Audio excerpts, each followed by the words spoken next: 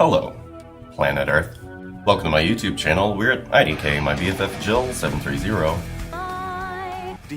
My BFF Jill 730.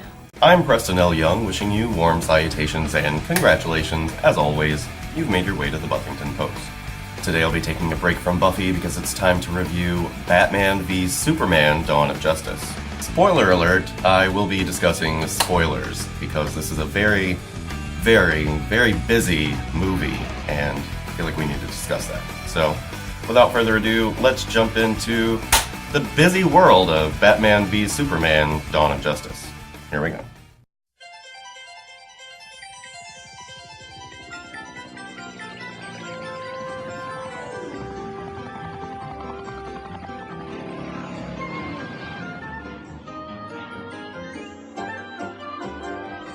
It's time to laugh and play. So have a happy day! Come visit Busy Town. Lots of things to do and see. It's so much fun to be! A part of Busy Town. We'll keep your spirits soaring. While we're exploring! Our busy world. Let's go!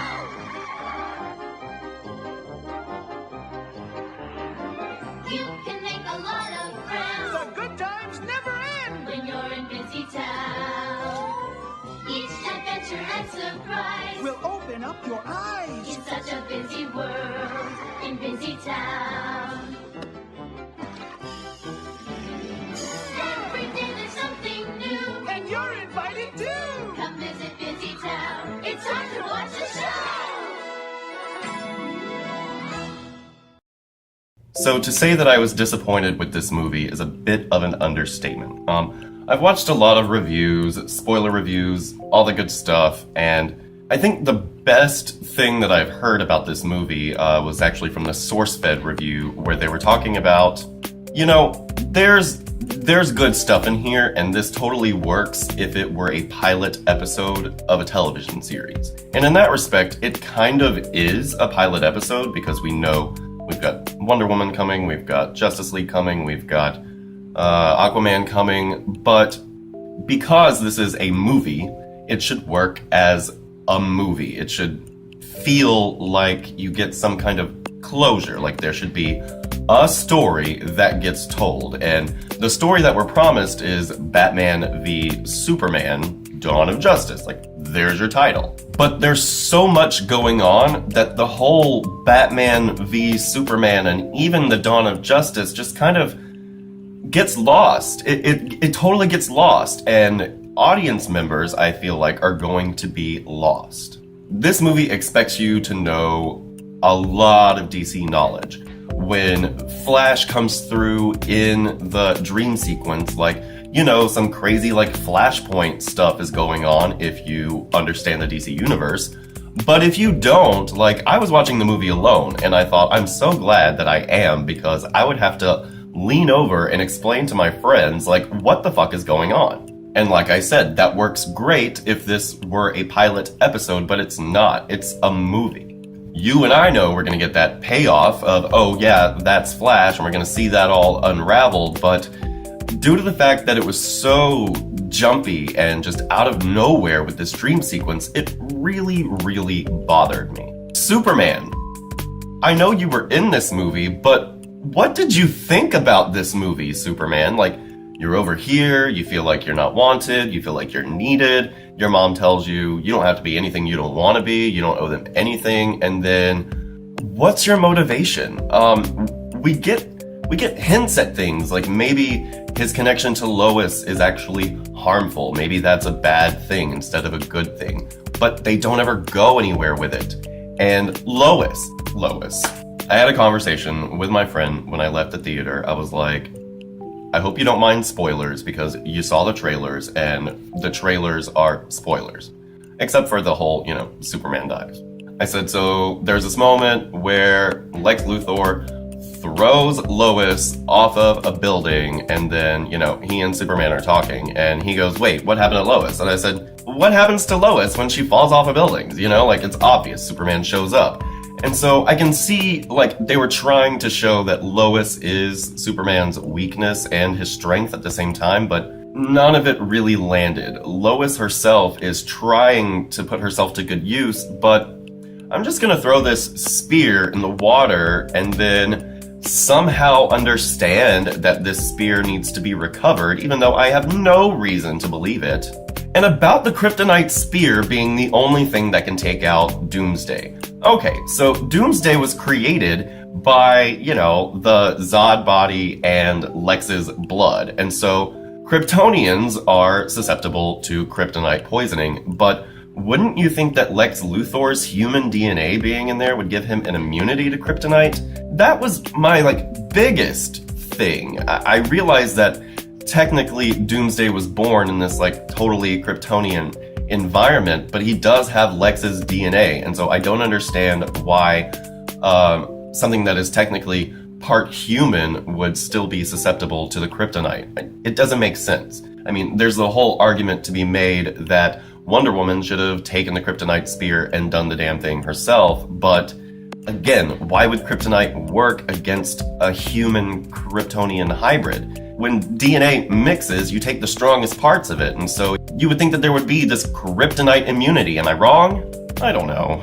But there are 5 different movies in this movie that if they had just picked one, it would have been fine. The audience that I saw this with, I went to go and see the movie alone because I like to talk during the movies and I try not to do that, in especially big movies like this. And the audience, there were no audible cheers. There were all of these moments in the movie. And let me tell you, the movie is pretty. Zack Snyder, he makes things very pretty. But there were all of these moments that were supposed to be, yay! Get that reaction from the audience. And they're there, and you can see that you're supposed to be having this reaction. But again, the motivation, the character, I don't feel connected to any one of these characters. The only one that I want to know a lot more about is Wonder Woman, and that's the only reason she's there, is to make us say, ooh, what are you up to, girl? Now, Gal Gadot does a great job as Diana, or Miss Prince. I don't think they ever actually call her by her full name, or Wonder Woman, but she does a good job. She's very sexy and mysterious and strong and everything you would want from Wonder Woman, apart from the fact that she doesn't really talk much. Which I guess is what some people would want from Wonder Woman, but that's a sexism story for another day. But I feel like the parts of this movie that work are the Batman and Wonder Woman dynamics. Those two characters, it's very Catwoman-esque, the way that they interact, in the idea that he's trying to figure her out and can't quite, but then of course he does by the end. And I really like that whole dynamic, and I wish that this would have been a movie where maybe Superman was missing. Maybe he was just hanging out in his Fortress of Solitude, and it was Batman and Wonder Woman trying to figure out where Superman is. I feel like a Batman meets Wonder Woman movie is really the movie that I would like to see most out of this, 5 movies crammed into one. They could have investigated Lex Luthor and found out that, maybe Lex had actually been imprisoning Superman with this kryptonite or something. I don't know. There are movies in this movie that could have been told and could have been told better, and instead you get this very busy movie that is so busy it's boring. I was bored. There are some really good performances here. I liked Jesse Eisenberg as Lex Luthor. I thought he was zany and just kind of devil-may-care and psychotic for the fun of it. Of course, he does appear to know about Darkseid and his whole ping, ping, ping, ping, ping for the boom tubes or whatever. That's all well and good, but there's just too much. It's everywhere. It's all over the place, and you're supposed to be focused on this Batman v Superman element, and that's kind of the least interesting thing going on here. I don't understand Superman's motivations. I barely understand Batman's motivations. Ben Affleck as Bruce Wayne is great, and I argued from the beginning that, Batman aside, Ben Affleck is Bruce Wayne. I couldn't think of a better person to play Bruce Wayne. The violence and the killing and all of that I can kind of sweep under the rug because Batman is so angry, but at the same time, we don't understand exactly why he is so angry, except that he feels threatened by Superman. Like, really? There are hints at a dead Robin, and in that respect, I think that the fan theory that Jason Todd is the Joker in the Suicide Squad,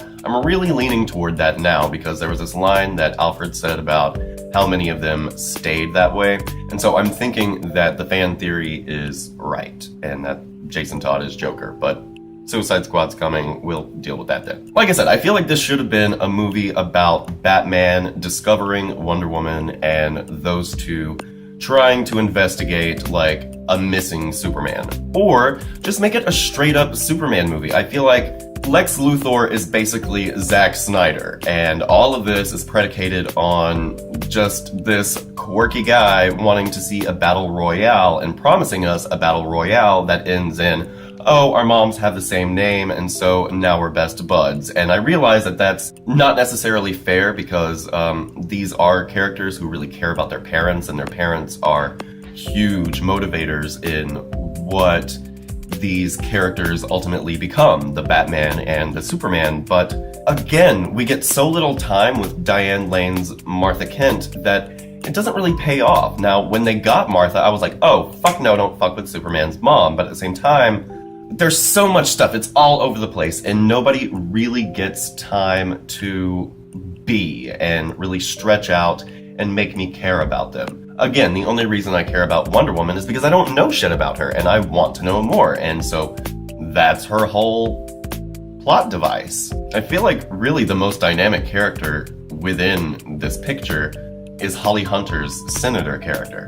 I think she knocked it out of the park. I think she had a lot of legitimate human reasons to distrust Superman and to call into question all of these sort of atrocities that have come about since his emergence into our world. I feel like her character could have carried a Superman sequel. I feel like if we had dealt more with the Senate and this whole idea of, does the world need a Superman, that would have been a better movie than just throwing everything at the wall and seeing what sticks.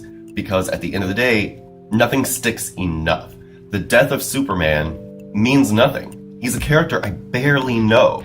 He's a character who just dies and then doesn't. The idea that Superman is going to stay dead is preposterous in the first place. We know he's not going to stay dead.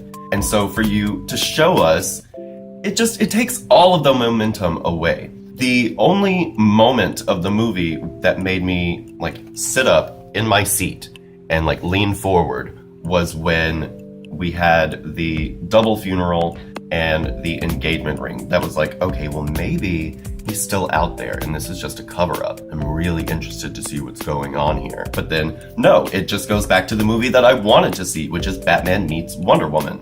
Wacky editing, you can tell a lot has been removed from this film, and the editing in general is just kind of all over the place. And again, it's pretty. Every shot is very pretty. Like I said, it just doesn't give you those crowd-pleasing cheer moments. I can remember maybe 3 times when the audience gave a collective, audible reaction. When Wonder Woman shows up with the gauntlets, amazing. When she used the lasso on Doomsday, I cheered, I whistled. And there was like this one funny moment from Perry White. But aside from that, this movie, it's not just dark. I have no problem with a dark DC universe. My problem with this movie is that it is completely joyless. It's not just dark. There is no joy. You don't care enough about any of these characters to really cheer for them. And that's what a movie should give you. And in the vein of it working as a pilot episode, it totally does. It works as a pilot episode. But as a cohesive whole of one picture that you can just watch and be satisfied with, it does not satisfy. And that's what I have to say about Batman v Superman: Dawn of Justice. And so that's pretty much all for today, you guys. I hope you're having a great 2016 so far. I'm Preston L. Young. You can come right back here to the Buffyngton Post anytime. Have a great day today, and we'll see you next time. Bye.